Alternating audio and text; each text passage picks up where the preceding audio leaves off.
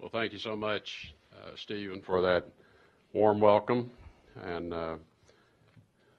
we've known each other for a long time as well. And in my old life, would often share perspectives on what I was seeing around the world and try to get some advice on whether I was leaning the correct way to the left or the right. And the advice was always sound and very appreciated. Thank you. I also want to thank Ambassador Cho for his introduction and welcome as well. And I do appreciate the opportunity to speak at the 2017 Atlantic Council Korea Foundation Forum. And I'm really going to use this as an opportunity to reflect on the past 11 months. And so we're going to take a bit of a walk through the year. I'm going to touch on a number of issues, some geographies, and I hope in doing so and laying out what the President's priorities have been in the foreign policy arena that a lot of the intersections of these policies will become evident to you. I think, as was just stated by Steve Hadley, the world has become so interconnected that no part of the world can actually isolate itself or compartmentalize its foreign policy issues because they all tend to touch one another at some point. So it may come as a surprise to some, although it should not, that underlying all of our policies, our strategies, and our tactics is a clear recognition that one of the advantages the U.S. takes into all of our various foreign policy arenas are that we have many, many allies born of shared sacrifice, born of shared values, and none any more so than the Republic of Korea. Through our shared sacrifice on the peninsula and the shared values that have led to a vibrant, prosperous South Korea that we see today, and as President Trump highlighted in his remarks to the General Assembly in Seoul, his recent trip to the Asia arena, what a stark difference when one goes to the DMZ and looks just across the DMZ a few miles to see what a difference the values that have been adopted by the Republic of Korea and what that has created in terms of the quality of life for Korean citizens, and also the contributions to the global quality of life as well compared to the choices that have been made by North Korea. These large numbers of allies, which are a great strength of U.S. policy around the world, are not matched by any of our adversaries. None of our adversaries have such an advantage. So what I'm going to do is, I'm not going to walk because it'll be, if I walk, it'll take too long, but I'm going to jog a bit around the world, and I am going to touch on, obviously, the situation with the DPRK and our relations with China, but I'm going to touch on the efforts to defeat ISIS, in particular our efforts in Iraq and Syria, the broader counterterrorism policies that we are executing through the Middle East, many of which emerged from the President's historic Riyadh summit, but how the counterterrorism is playing out in other parts of the world, in the Sahel in Africa and Libya, but also we see it even in Asia, in the region, in Philippines and Mindanao. Going to touch on South Asia and the President's policy on Afghanistan, Pakistan, India, the EU-NATO relationship, Russia, and our efforts to reestablish relations with Russia. And then I'm going to just tick very quickly a few of the issues we're dealing with in the Western Hemisphere. But I think it is not lost, and I think the point was made, and will not be the last to appreciate the irony of the Atlantic Council hosting an event on U.S. partnership with South Korea. And I think that point's been made. But in my view, it does make perfect sense because, as you have seen, it takes unity and strong partnerships, those that span the Atlantic and Pacific, to counter the prospect of a nuclear-armed North Korea. And from his first day in office, this was the first policy President Trump asked the State Department to develop and put in place, in clear recognition that he was going to take this threat seriously, and he was not going to leave it unaddressed and was not going to accept the status quo. It does represent, and did represent then, the most immediate threat to our country, and that we would end the era of strategic patience and begin an era of strategic accountability. The threat is simply too large to ignore any longer. Our policy with respect to the DPRK is really quite clear, and that is the complete and verifiable denuclearization of the Korean Peninsula. It is a policy that is shared by others in the region. In fact, that is China's policy as well. And Russia has stated it is also its policy. So while it is commonly held, our tactics for implementing the policy may differ a bit among parties in the region. Our approach, as you've seen, is to impose ever greater penalties and ever greater pressure on the regime in North Korea to persuade them to halt their current nuclear weapons development program and their systems by which they can deliver these weapons, and to change that course and choose a different course. We have put in place now over the past many months the most comprehensive set of economic sanctions that I think have ever been assembled through two very comprehensive UN Security Council resolutions with the support, notably, of both China and Russia. Clearly indications of how they view the seriousness of the threat as well. These sanctions now have banned all coal exports from North Korea. They have ended their textile exports. They have put limits and will bring to an end the export of forced labor. They have also limited the imports of fuel, have reduced oil imports, with each action increasing the pressure on North Korea. We do know that these are having effects on the North. This is evidence in terms of what we see happening with fuel prices for North Korean citizens, which initially jumped 90%. They're now back to where they're up only 50%. We also know there are shortages beginning to appear, and there's also, though, appearing on the shelves of North Koreans products which previously had been exported. So now they have to be consumed internally. These are combined with diplomatic sanctions, where we have called on nations the world over to not just fully implement the UN Security Council economic sanctions, but where they have a sense and a desire to do so, to also isolate the North Korean regime further by recalling their diplomats, closing their offices, and letting North Korea know that with each one of these provocative tests, they only become more and more isolated. More than 22 countries have sent North Korea's diplomats back home. And for some, it may not seem significant, but for small countries that may not have a lot of economic influence, it is yet another important signal.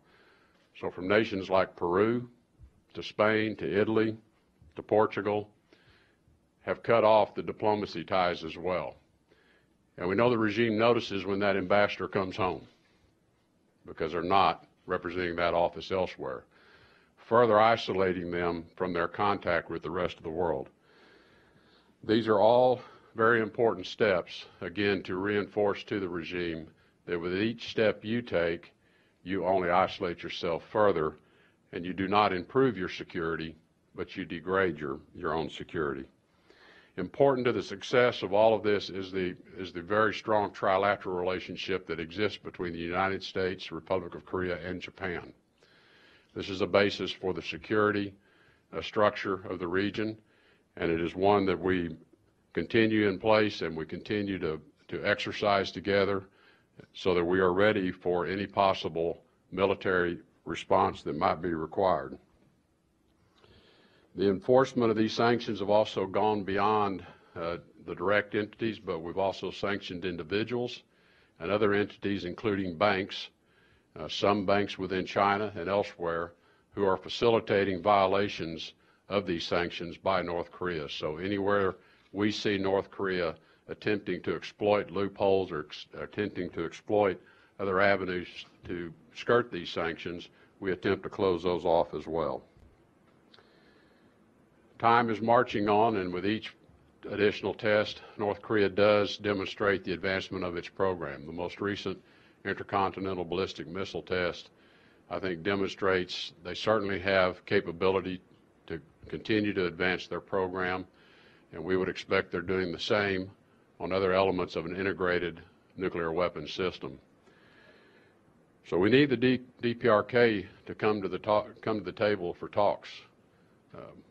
We're ready to talk anytime they'd like to talk. But they have to come to the table, and they have to come to the table with a view that they do want to make a different choice. In the meantime, our military preparedness is strong. Because of the situation, the President has ordered our military planners to have a full range of contingencies available, and they are ready. As I've told people many times, I will continue our diplomatic efforts until the first bomb drops. I'm gonna be confident that we're gonna be successful, but I'm also confident Secretary Mattis will be successful if it ends up being his turn. With respect to China, North Korea really represented our first engagement of this administration with China. It was the first trip I made overseas was to Japan, South Korea, and China to begin the first articulations of this policy on North Korea's nuclear program, the end of strategic patience. In many ways, this, I think, was fortuitous because it allowed this administration in its first engagements with China to find something that we could work together on. And when we understood that our policies were identical and our objectives were the same, then that gave us a platform from which to engage on a positive way from the outset. The history, as all of you know, of U.S.-China relations has been defined since the historic opening of the relationship with Nixon's visit. And that served the U.S. and the Chinese well, and it served the rest of the world well. But times have changed. China has risen in its economic power. And in many ways, the successful Beijing Olympics was perhaps the coming out of China to the rest of the world with a new sense of confidence and a new sense of a way forward. I think both of us, the U.S. and China, are now searching for what will define the U.S.-China relationship for the next 50 years. Because that relationship that was defined by the One China policy and the 3 joint communiques has served everyone well. China has risen as an economic force in the world, and while they like to continue to describe themselves as a developing nation because they have hundreds of millions who still need to move out of poverty, they are not a developing nation in the traditional sense. They have an economy that is very large, and it certainly has its influence on global markets. But as China has risen, a number of disparities have now occurred between the U.S. and China trade relations and China and other nations and trade relations as well, which have to be addressed. So in engaging with China in the first summit with President Xi coming to Mar-a-Lago, we worked with the Chinese to find a way to begin an exchange of understanding and views at a much higher level than had previously been conducted. As many of you know, there were many dialogue mechanisms with China over the past several years. I think when I got to the State Department, we had 26 different dialogues at various levels. Our view was we needed to elevate these dialogues to a much higher level within our respective governments, closer to the ultimate decision makers. So we created 4 significant high-level dialogues with representation from our side and from the Chinese side that is very close to President Trump and very close to President Xi. The 4 dialogues are led by cabinet-level secretaries on our side and equivalents on the Chinese side. The diplomatic and strategic dialogue is chaired by Secretary Mattis and myself, and this dialogue is really to explore areas that we can work together and explore areas where we have differences. And in this exploratory process, create results that will, over time, hopefully allow us to define what this new relationship will be. The other dialogues are economic and trade, law enforcement and cyber, and social people-to-people dialogues. All 4 of the dialogues met throughout the last year, and they are designed to be results-driven, and the results of those were reported out during President Trump's summit in Beijing, his State Visit Plus. So I think with respect to our relationship with China, we now have a very active mechanism in which we can put complex issues on the table, and we have differences such as the South China Sea and China's building of structures, militarization of these structures, and how that affects our allies in the region as well in terms of free and open trade. As we've said to the Chinese, we hope we can find a way to freeze this particular activity. Whether we can reverse it remains to be seen. But it is not an acceptable, it's not acceptable to us that these islands continue to be developed, and certainly not for military purposes. In Southeast Asia, we put forth a policy here not too long ago of a free and open Indo-Pacific, and this was built on the back of some of our views about China's One Belt, One Road policy. China's One Belt, One Road, we understand, is a policy they have to continue their economic development, and our policies do not seek to contain China's economic development, but China's economic development, in our view, should take place in the system of international rules and norms. And One Belt, One Road seems to want to define its own rules and norms. I like to quote Secretary Mattis's comment on One Belt, One Road. For China, he said, well, the U.S. and the rest of the world has many belts and many roads, and no one country gets to decide what they are. So a free and open Indo-Pacific means all countries have access to continue their economic development and free access for trade through the region. As part of the free and open Indo-Pacific, we have elevated our engagement with India. We've long had a trilateral relationship in the Indo-Pacific between Japan, Australia, and the U.S., and we're now working towards whether this will become a quad relationship to include India because of the importance of India's rising economy as well, and I think shared national security concerns that we have with India.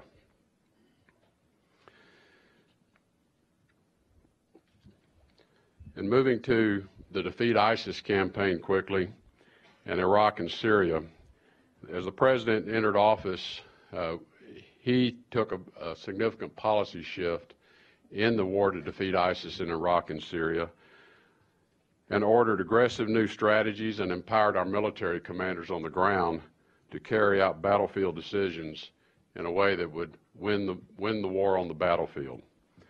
After fully activating the DoD approach of by, with, and through others with his authorities, the military has in fact begun to make significant gains, and as we know today, Prime Minister Abadi recently declared ISIS defeated in Iraq. We are still defeating ISIS in Syria, but significant progress has been made. As a result of the military success, we in the State Department have really had to run fast to catch up with the military success with the diplomatic plans as to what comes after the defeat of ISIS. And we've executed much of this through the Coalition to Defeat ISIS, a coalition of 74 members, 68 countries, and including organizations such as NATO, Interpol, EU, and others. 7.5 million people have now been freed of ISIS's clutches in Iraq and Syria. 95% of territory previously controlled by their caliphate has now been liberated. Our efforts now are to stabilize these areas after liberation to avoid a reemergence of ISIS, but also to avoid a reemergence of local conflicts between various groups. So our work with the DoD is to deconflict the battlefield and to stabilize areas. And we've had success working with Jordan and with Russia in Syria to create de-escalation zones that prevent the reemergence of the civil war, all directed towards moving the talks in Syria to Geneva to fully implement UN Security Council Resolution 2254, which calls for a new Syrian constitution and elections to be overseen by the United Nations in which all Syrian diaspora will vote. So this includes the voting of Syrians who have been displaced because of the fighting, whether it be due to the civil war or subsequently due to ISIS's emergence. A very important joint statement was issued by President Trump and President Putin on the margins of APEC in Da Nang, Vietnam, in which both leaders affirmed their commitment to this process as the way forward to ensure a unified, whole, democratic, and free Syria. Talks have begun in Geneva again with a reformed opposition representation, and we have asked Russia to ensure the regime participates in these talks, and the regime has been present at the talks, and now we need to keep everyone at the table. We will continue to work with Russia in areas where we can in Syria to continue to promote a de-escalation of the violence, stabilization of the areas, and a resolution for Syria that will be a product of the Geneva process. In Iraq, the liberation of all areas is now complete. And in both of the campaigns, we've now recaptured the caliphate's capitals of Mosul in Iraq and Raqqa in Syria. I think the early engagement in Iraq with Arab neighbors has been important to the future of Iraq also being sustained with its democratic government and sustaining Iraq as a unified country. Having Arab neighbors engage early as the war to defeat ISIS progressed, importantly with the historic visit, because it's been more than 3 decades since the Arab world had relationships with Baghdad. The Saudis were the first to engage and have created now economic talks and consultative committees. They've reopened 2 border crossings. They're resuming flights between Baghdad and between Riyadh, sending an important message to all Iraqis and reminding them that Iraqis are Arab, and you should re-engage and reunite with the Arab world. There have been consultative councils set up with the Saudis and Iraqis, and there will be a second reconstruction conference hosted by the Kuwaitis in January, all intended to ensure that the government in Baghdad and Iraqis understand you have friends to the south who want to support your reconstruction and your reestablishment of your country.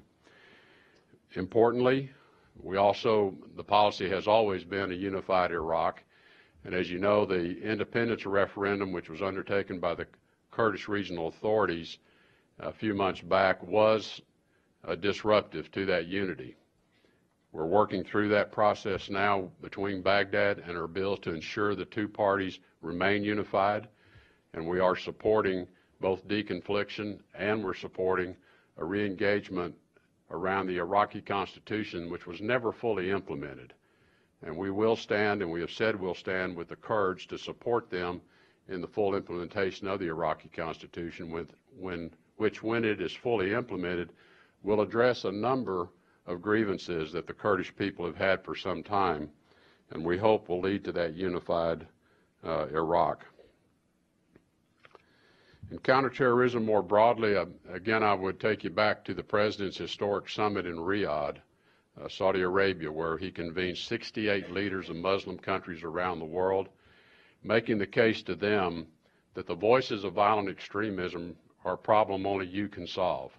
The United States cannot solve this. We can help you solve this, but this has to be something that Muslim leaders the world over address. So out of that summit were 2 very important commitments: to create a center to counter violent extremism in Saudi Arabia and to create a center to disrupt counterterrorism financing networks.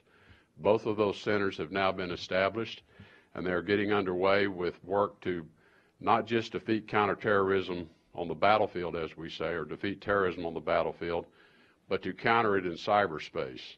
The Center for Violent Extremism has a large bank of individuals that monitor social media for messaging, to disrupt the messaging, but also to develop counter-messaging to counter these messages of violent extremism. This is also important, and we've had these conversations with the Saudis, that they must get these messages into the mosque, they must get these messages into the madrasas, and they must get these messages into the educational materials that are put into the schools.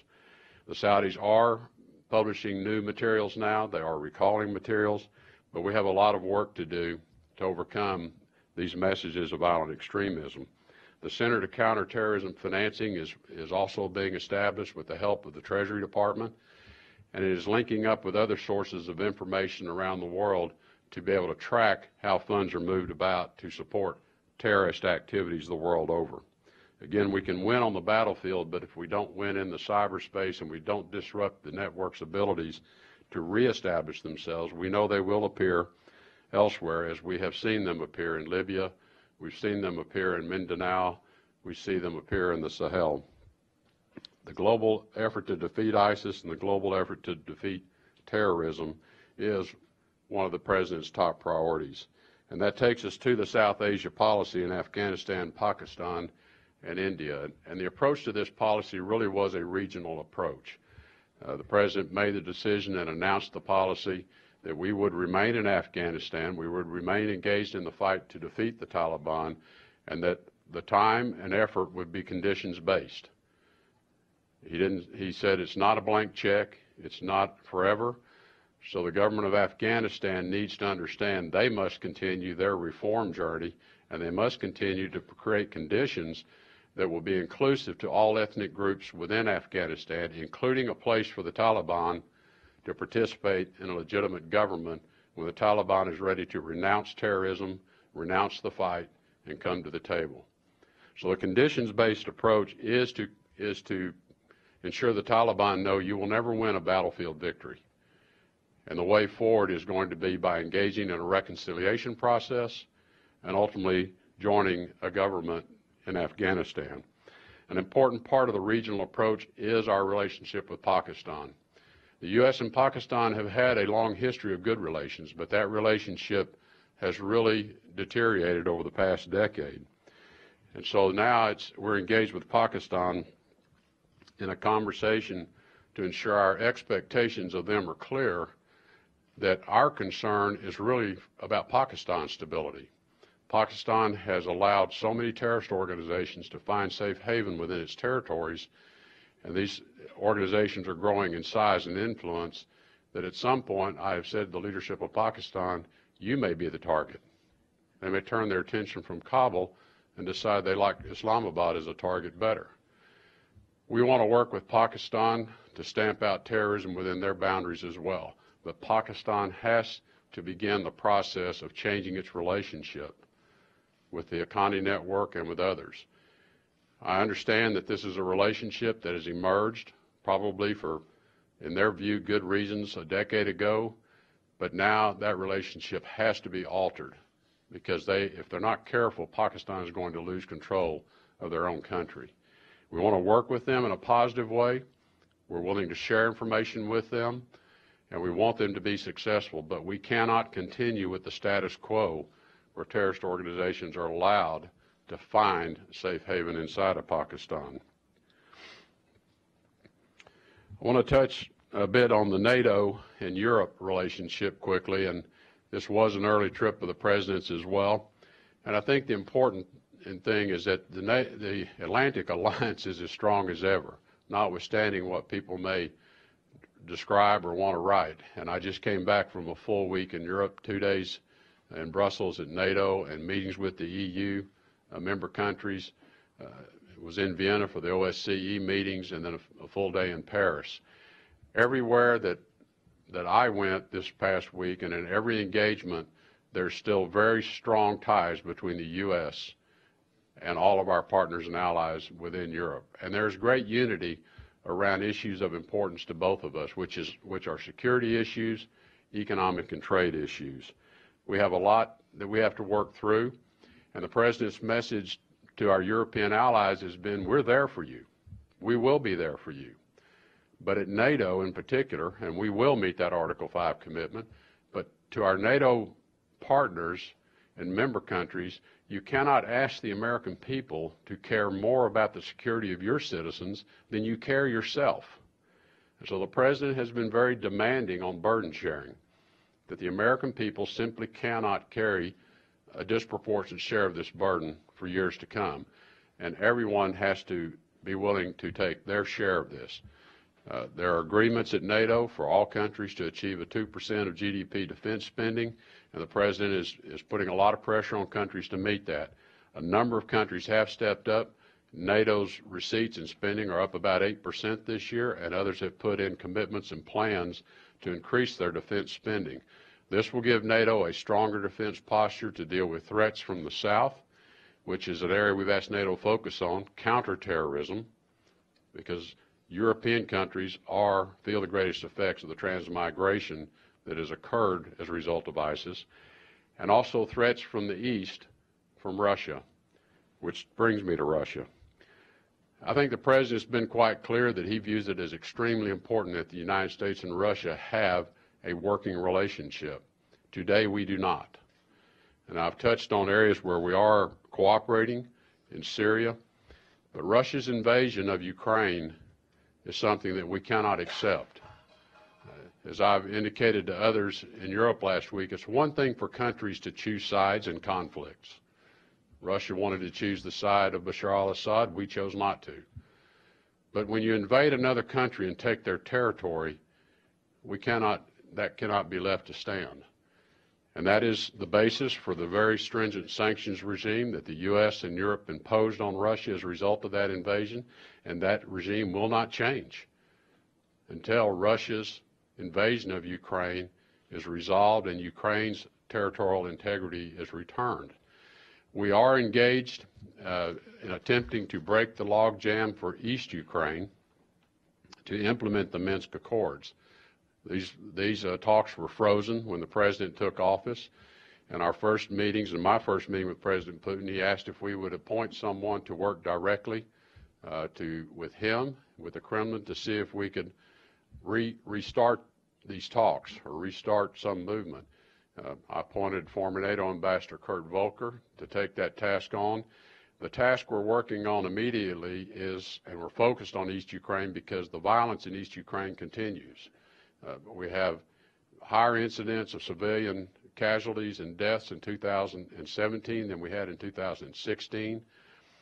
Incidents of ceasefire violations are up 60%, and we must get the violence down in East Ukraine. And so our priority is to end the violence, stop the killing that's going on in East Ukraine, and we are working with Russia to see if we can come to some agreement on the mandate for a UN peacekeeping force that will bring this violence to an end. Then we can turn to the other elements that have to be implemented. The government in Kiev has much to do to continue their own reforms and to meet their obligations under Minsk. Russia has to use its influence on the rebel forces it is supporting in East Ukraine to end this violence and move us back towards progress under the Minsk Accords. We will return to the issue of Crimea. I know that President Putin's made it clear that that's not on the table for discussion. It will be at some point. But today we want to stop the violence in East Ukraine, and let's see if we can solve that one. In other areas with Russia, we are looking for possible cooperations where we have joint counterterrorism interest. We know we're going to have to continue to deal with Russia's hybrid warfare. We felt it in our elections, and we now have reports from many European countries that they're seeing the same effects. It is something I do not understand about why Russia thinks it's in its interest to disrupt the free and fair elections of other countries. What do you hope to achieve? I don't understand it, and no one's been able to answer that question for me. But we make it clear that we see it, it needs to end, it needs to stop, and it too stands in the way of renormalizing our relationships. We maintain a very active dialogue with our Russian counterparts, very strong mill-to-mill dialogue, very strong diplomatic dialogue. And so we're going to keep that dialogue underway. But as we've said to our Russian counterparts, we need some good news. We need something good to happen in this relationship. And today we can't point to anything. We're waiting. We're waiting. So lastly, in the Western Hemisphere, the things that we've been concerned with are obviously migration from Central America, from Mexico, transcriminal organizations, the narcotics trade in particular, which also supports human trafficking trade. But we do see many other opportunities with Central and South America. We have developed strong transcriminal organization dialogues with Mexico. We're hosting another round this week at the ministerial level. We co-hosted an event in Miami this year on Central American security and prosperity, and we are working together on the situation in Venezuela, both through the OAS and through the Lima Group. I could touch on Cuba and some other areas, but I'm not going to spend a lot of time there. I'm happy to take those in a question. And in Africa, our concentration has really been on two primary arenas. addressing the emergence of potential terrorism organizations in Africa, but also addressing humanitarian crisis that we're facing in the Sudan and other regions of Africa. So it's been a really busy year. It's interesting to me that some people seem to want to observe that there's nothing happening at the State Department because I'm walking through this hollowed out building and listening to the echoes of the heels of my shoes as I walk down the halls. I had a great town hall this morning with the State Department, all of our State Department colleagues. We talked about the year in review. We talked about the redesign of the State Department. And yes, I have a lot of open positions. I have nominees for them. I'd love to get them in place. It makes a big difference. But I want to tell you, the quality of the individuals and the career people at the State Department, the career Foreign Service officers, the people that have served in ambassadorial roles, they're dedicated to the mission. And they're stepping up into these roles. They may be in an acting role. They own it. They dive right into these issues. They have been nothing but supportive of the President's policies, pivots that had to be made. And I know this is not easy for many of them because they've been executing a policy under the prior administration. We now are going to go a different direction. But I want to tell you, their ability and their nimbleness to quickly get behind and understand what the President's objectives and priorities are, and then we will work hard to deliver on that mission. That's something everyone at the State Department understands. And we talked a lot about it this morning. I couldn't be more proud of their accomplishments. All these issues I just went through and touched on with you, there has been some bureau over there working on this throughout this year to reposition the President's policies and to execute against those. I feel very, very confident with the team we have in place now, and it's only going to get stronger as we add some more people to it. But I'm going to stop there and sit down with Stephen Hadley, my old friend, and we'll have a conversation about what he wants to talk about, which may be more what you wanted to talk about. But I think the important thing I would say, and as I made that quick walk around, I can take almost any 2 or 3 of those, and we could put them on a whiteboard, and every one of them touches the other. And so a lot of people, it's interesting when I have conversations with people about, well, what are you getting done in a particular arena, is to compartmentalize. And this is not a world that lends itself to compartmentalization any longer. There's too many interconnections, there's too many intersections, and recognizing those is important if you're really going to solve some of these and solve them once and for all. So it takes a little longer, it's hard work, but that is the nature of diplomacy today in this very complicated world we find ourselves in, which has far too much conflict going on. Our mission in life is to calm down and put an end to some of these conflicts. As I tell people at the State Department, I've told others, the first question I ask myself every morning when I get up, how can I save a life today? Because we've got too many lives being lost in too many conflicts. Thank you.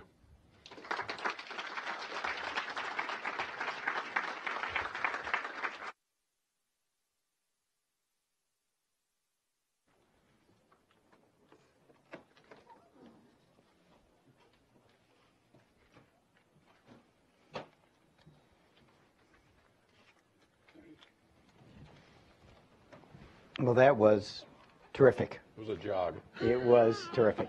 And it's good to see you on a stage explaining the policies of this administration. I travel a lot around the country and around the world, and it's the questions on everybody's lips. What is the Trump administration on policy on X, Y, and Z?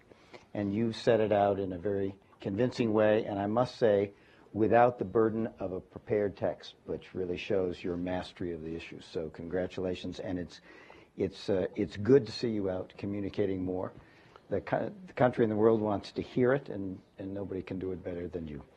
I also want to point out that I think you put a stake in the heart of this notion that this administration does not believe in alliances. That's been plaguing the administration for a while, and I think you made it very clear that you recognize that alliances are a unique resource for this country and something that you intend to use very actively in your diplomacy. Indeed. The record on ISIS is obviously an impressive one. We have about 15 minutes before the Secretary has to leave, which is not a lot of time, and there are a number of questions that's come in. So I'm going to try to group some of these questions together, maybe get 3 or 4 of them and let you go on your way. Since this is a conference focused on South Korea and Asia, we should probably start with North Korea.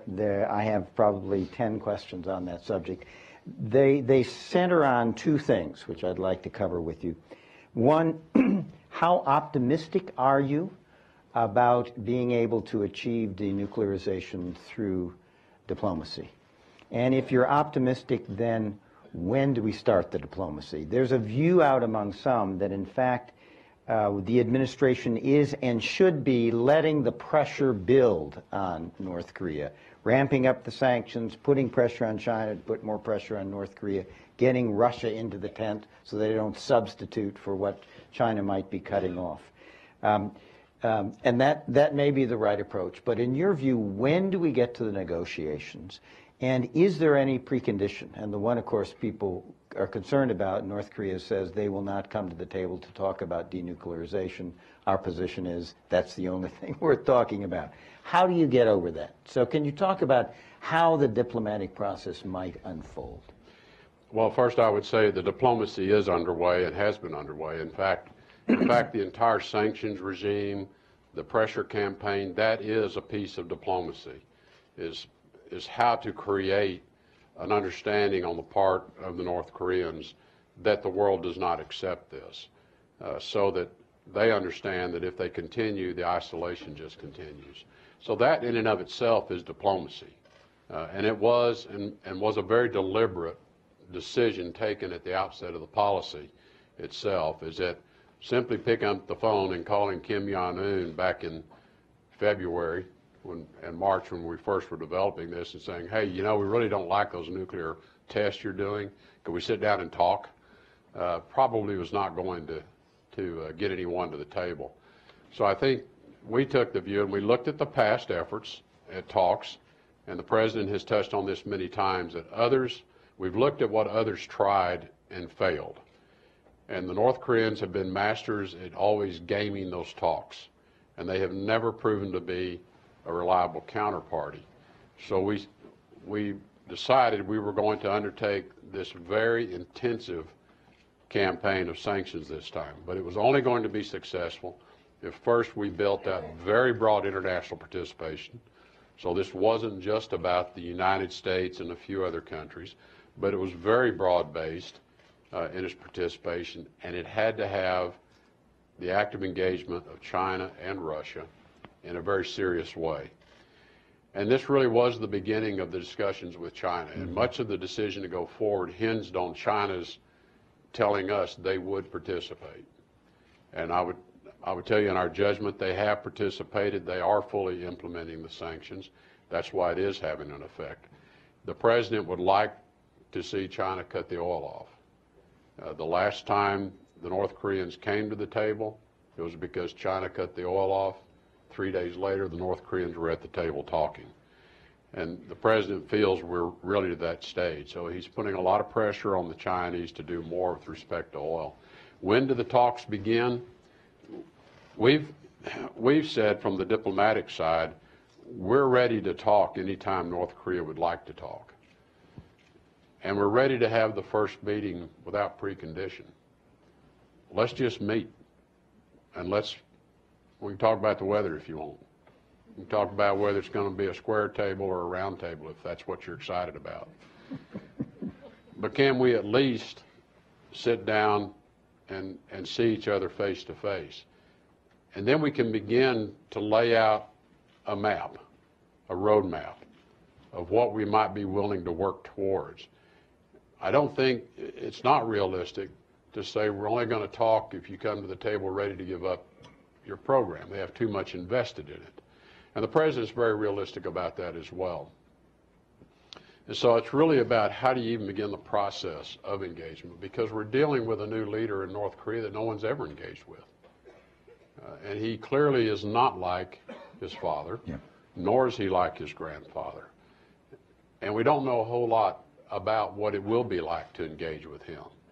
And that's why I think my expectations of how to start are really framed around, first, I have to know who my counterpart is. I have to know something about them. I have to understand how do they process, how do they think. Because getting to an agreement, as all of us know in negotiations, means a willingness to talk about a lot of things. Let's just put a lot of things on the table. And what do you want to put on the table? And we'll tell you what we want to put on the table. And the important thing is that we get started. If there was any condition at all to this, is that, look, it's going to be tough to talk if in the middle of our talks you decide to test another device. It's going to be difficult to talk if in the middle of our talks you decide to fire another one off. So I think they clearly understand that if we're going to talk, we have to have a period of quiet. We've got to have a period of quiet, or it's going to be very difficult to have productive discussions. And so we continue to indicate to them, we need a period of quiet. You need to tell us you want to talk. The door's open. But we'll show up when you tell us you're ready to talk. Right. Let me ask you a second question. There's a lot of talk about use of force. Some people have said the likelihood of the use of force in a conflict on the peninsula is at 40%. I sometimes puckishly say to people, well, you know, that's an indication that people are talking in that way is an indication of the success of the president's policies, because he's really convinced people that solving this problem is really important. And it is part of the way of getting attention of both North Korea and China. On the other hand, there are a lot of people who've written risks and concerns. And a concern, for example, with someone like Kim Jong-un, who we do not know and who's been pretty isolated, that he might at some point think the United States is coming for him militarily and then preempt. So how do you look at this issue of the likelihood of military force when we hear from administration spokesmen that there are military options? What are they talking about? Well, I think, you know, any successful diplomatic effort of this nature has to be backed up with some type of a military alternative. And it can't just be a threat. It has to be a credible alternative. And the president also requested that from the outset, that the threat of a nuclear-armed North Korea, and I know many people have asked the question, well, why can't you live with a containment strategy? You lived with it with Russia, you lived with it with China, you lived with it with others. And the difference is that the past behavior of North Korea is clear to us that they would not just use the possession of nuclear weapons as a deterrent. This would become a commercial activity for them, because we already see elements of it in the commercial marketplace. And in a world we live in today where our greatest threats are non-state actors, we simply cannot accept that. We can't accept a nation that has no established record of abiding by any kind of international norms. That certainly was not the case with the Soviet Union. It's certainly not the case with China. It's certainly not the case with other nuclear countries that possess nuclear weapons. These are countries that have a history of abiding by certain international norms. North Korea has no such record. In fact, their record is quite contrary to that. And that's the reason the president, and I agree with his assessment, that we simply cannot accept a nuclear-armed North Korea. And I think that's why it is the policy of the neighborhood as well. So it is important that the diplomatic effort be backed up by a very credible military alternative. And yes, there are multiple military options that have been developed to deal with a failure on my part. That's why I say we're going to work hard to not fail. And the president wants that, and he has encouraged our diplomatic efforts. But I think he also takes his responsibilities to protect the U.S. and our allies from this kind of a threat seriously, and he intends to ensure that they do not have a deliverable nuclear weapon to the shores of the United States. We're running out of time, and a lot of subjects we could cover. I'm going to stay on this one to try to cover it intensively and give you two things to respond to, and then we'll wrap it up. One is respect to China. A number of people say that China is concerned that if it puts too much pressure on North Korea, the regime will collapse. That means refugees going across the border and maybe the United States and South Korean forces moving into North Korean territory. And there have been a lot of people who have talked about the need for a strategic conversation at high levels with China to get an understanding about what would happen and not happen on the part of China and the United States in the event of those contingencies. You've been public about some no's that I think have been reassuring. What are the prospects? Is the U.S.-China relationship, and I'm not asking you to go into any details, but is the U.S.-China relationship at a point where that kind of discussion is possible? And secondly, we haven't talked about Russia, because the more pressure China puts on North Korea and cuts off resources, it's a potential that Russia would come in and fill those. Is Russia on side in this effort? And can you talk a little bit about the diplomacy with Russia regarding North Korea? Well, let me address the Chinese question first. And one of the real values of these new high-level dialogues and the diplomatic and strategic dialogue that Secretary Mattis and I chair with our counterparts, and we actually have included Joint Chief of Staff Chairman Dunford, General Dunford, and his counterparts from China as well. These are the subjects of these dialogues, and try for us to gain an understanding of, first, how credible do we think the Chinese concern is about a mass flow of refugees across the border in the event of a regime collapse. China is taking steps to prepare for such an eventuality. I think it is something that they can manage. I don't think the threat is as significant as perhaps others view it. I don't want to be dismissive of it, but it's not an unmanageable situation, and they already are taking preparatory actions for such an event.